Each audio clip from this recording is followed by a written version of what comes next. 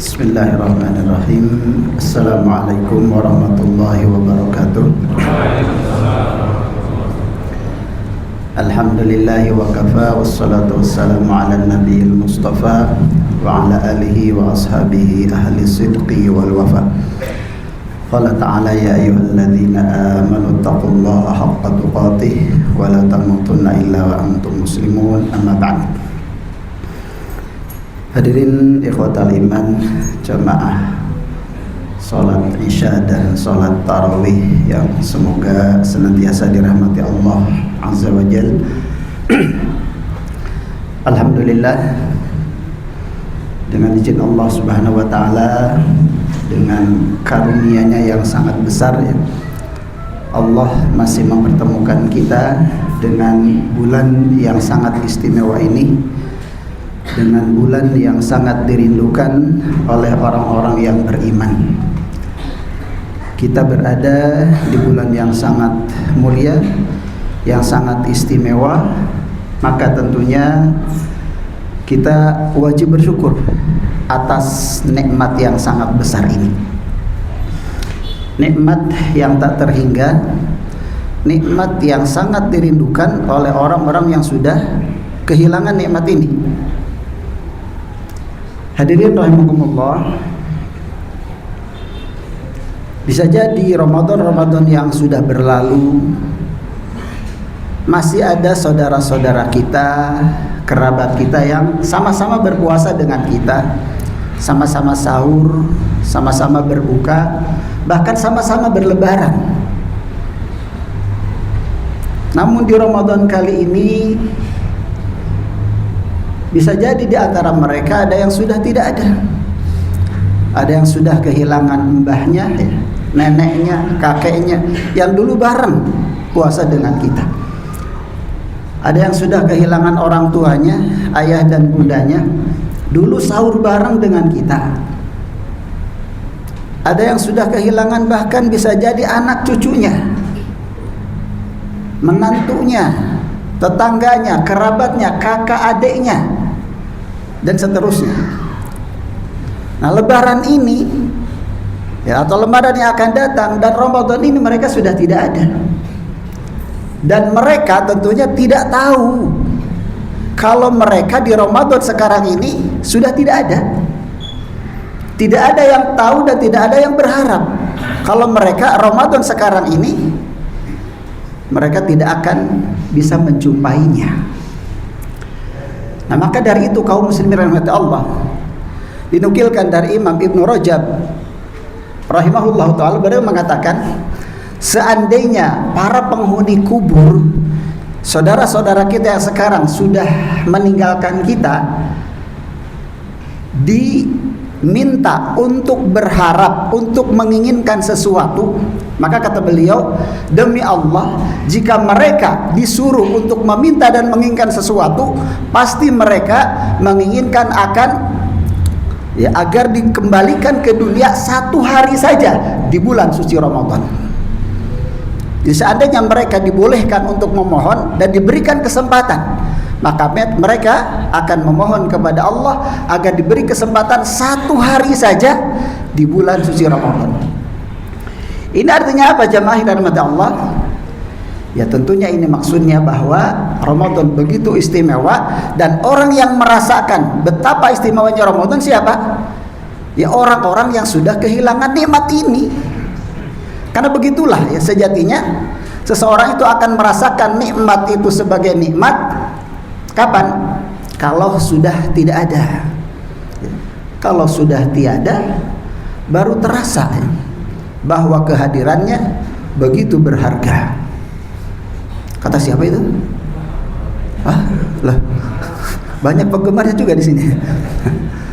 Iya kan? Kita itu akan merasa kehilangan sesuatu kalau sesuatu sudah tidak ada, kan itu. Memang ya seperti itu. Seseorang akan merasakan betapa berharganya keberadaan orang tua kapan? Setelah tiada. Seorang istri akan merasakan betapa berharganya suami setelah tiada. Seorang suami akan merasakan betapa berharganya seorang istri setelah tiada. Ketika masih ada, dianggap biasa. Ya contoh misalnya lampu ini, Ketika lampu terang terus atau terus terang, itu kan dianggap biasa. Dianggap biasa. Kita merasa luar biasa kalau sudah mati kan.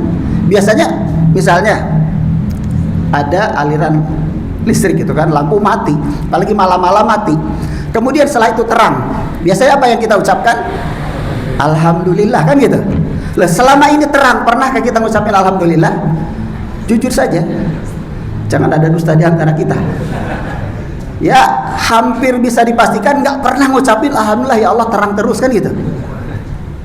Jadi kita ini baru disadarkan dengan nikmat kalau sudah dihilangkan dulu gitu kan.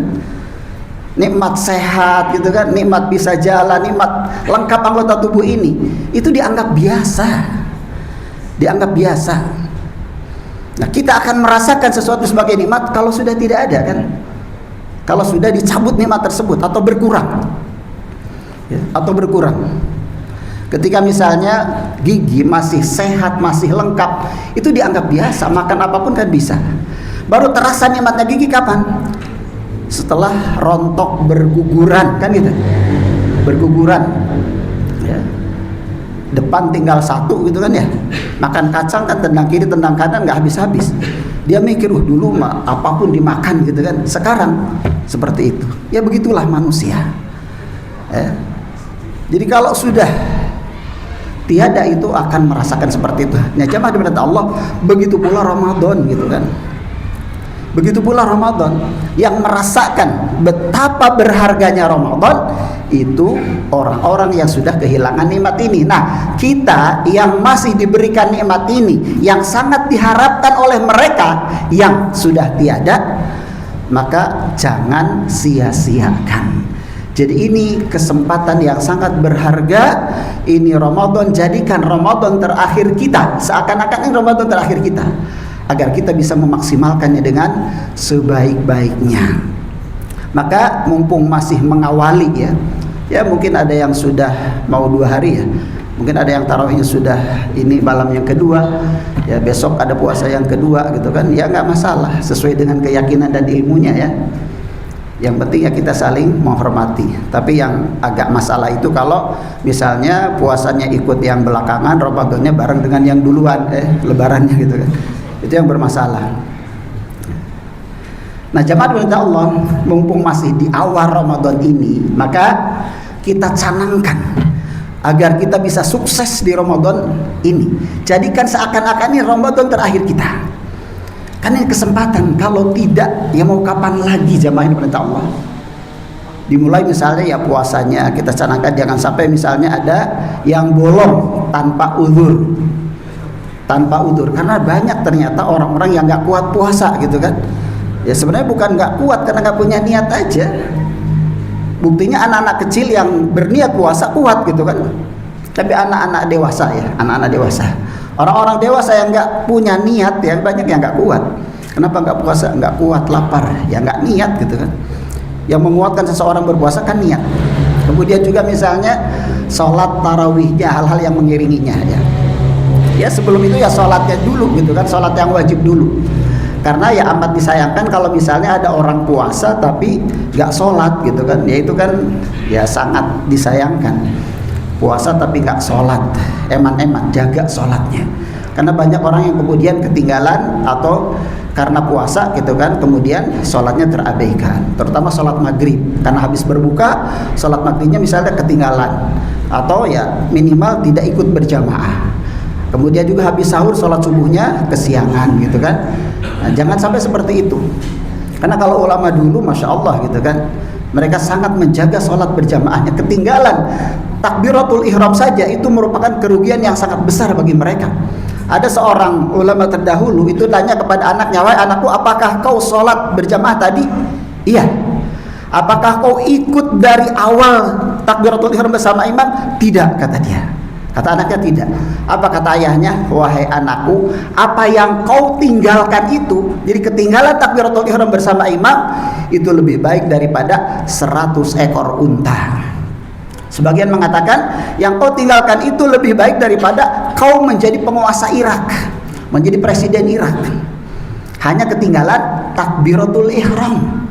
Gimana kalau sengaja tidak berjamaah, apalagi kalau tidak sholat. Nah, jangan sampai di bulan Ramadan ini ya kita terabaikan hal-hal seperti itu. Kemudian juga sholat tarawihnya. Ini kan sebab-sebab ampunan dari Allah. Apalagi kata Nabi, man shalla ma'al imam hatta yang sorib kutiba lahu qiyamul lailah. Barang siapa yang sholat bersama imam sampai selesai dengan imam, dicatat seperti orang yang sholat semalaman suntuk. Bayangkan, sholat semalaman suntuk. Jadi orang yang ikut sholat tarawih bersama imam sampai selesai, itu pahalanya seperti orang yang sholat semalaman. Artinya dari maghrib sampai subuh sholat terus. Ada yang sanggup seperti itu? Sholat terus gitu kan. Ya kalau ibadah rasa-rasanya berat gitu kan ya. Tapi kalau nonton ya mungkin banyak yang kuat ya. Nonton drakor ya, atau dracin ya, banyak yang kuat gitu kan. Atau main HP apalagi, main gaple ya, main catur, banyak yang kuat semalaman gitu kan. Tapi untuk ibadah, tapi Allah memberikan pahala yang sangat besar hanya ikut berjamaah sholat tarawih bersama imam. Berapa jam sih? Tadi berapa jam? Ada 2,5 jam. Tapi pahalanya seperti orang sholat semalaman suntuk. Maka cadangkan dari sekarang nih, mumpung masih malam pertama. Tarawih saya tidak boleh bolong, kan sayang. Jangan hanya awal Ramadan saja yang semangat gitu kan. Tapi begitu sesuai dengan berjalannya waktu, kemudian semakin berkurang semangatnya. Jangan sampai seperti itu. Jadi canangkan dari sekarang, saya harus sholat tarawih terus berjamaah dengan imam. Sabar misalnya ketika nggak enak bacaan imamnya, lama misalnya, kan nggak lama juga gitu kan. Pahalanya bayangkan seperti sholat semalaman suntuk. Apalagi kata Nabi, barang siapa yang qiyam rentung sholat tarawih dengan iman dan ihtisab berharap pahala dari Allah, akan diampuni dosa-dosanya yang lalu. Itu tarawihnya gitu kan. Kemudian juga sedekahnya, infaknya, memberi buka kepada orang yang berpuasa. Kalau kita ingin dapat pahala ganda, pahala kita juga ya kita akan double dapat pahalanya. Beri makan, beri buka orang-orang yang berpuasa, meskipun hanya dengan seteguk air. Apa yang kita bisa lakukan. Kemudian juga baca Qur'annya. Coba canangkan gitu kan. Canangkan. Dari sekarang saya harus khatam misalnya. Ya, yang nggak pernah khatam, ya sekarang canangkan saya harus khatam. Yang misalnya biasanya cuma 1 kali, sekarang saya harus khatam 2 kali misalnya. Itu harus ada tekad seperti itu dan usaha. Dan usaha. Kalau tidak, ya sampai kapanpun kita nggak akan pernah bisa dekat dengan Al-Quran. Ingat jamaah Allah, nanti di hari kiamat Quran akan memberikan syafaat kepada kita. Quran akan menolong kita.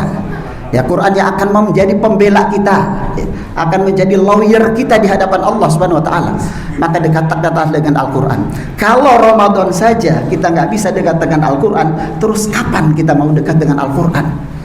Dan ingat ya, kata Utsman ibn Affan radhiyallahu anhu, lau taharat qulubuna lama syabiat min kalami rabbina. Seandainya hati-hati kita bersih, kita tidak akan pernah bosan dengan Al-Quran. Kenapa kita bosan dengan Al-Quran? Karena dosa. Maka kesempatan bagi kita untuk membersihkan dosa-dosa kita agar semua hal yang menghalangi perjalanan kita menuju kepada Allah tersingkirkan. Karena dosalah yang menghalangi seorang hamba untuk menuju kepada Rabb-Nya Allah Azza wa Jalla. Jadi di bulan ini kesempatan untuk membersihkan jiwa kita, membersihkan hati kita dari segala noda dan dosa. Jadi kaum muslimin rahmat Allah, ya tentunya kita memohon kepada Allah Subhanahu wa taala agar di bulan Ramadan ini yang sudah Allah berikan, Allah pertemukan dengan kita, jangan kemudian Ramadan berlalu tapi dosa-dosa kita tidak diampuni karena kita tidak bisa memaksimalkannya. Ini nikmat yang sangat besar, maka maksimalkan dengan sebaik-baiknya. Kita harus ada niat yang kuat, tekad yang kuat agar Ramadan ini lebih baik lagi, sehingga itu benar-benar menghapus dosa-dosa kita semua. Aku qouli hadza wa astaghfirullahaladzim li wa lakum wastaghfiru innahu wal ghafurur rahim. Wa sallallahu ala nabiyina Muhammad wa ala alihi washabihi wasallam tasliman katsira.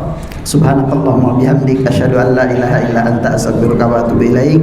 Wassalamualaikum warahmatullahi wabarakatuh.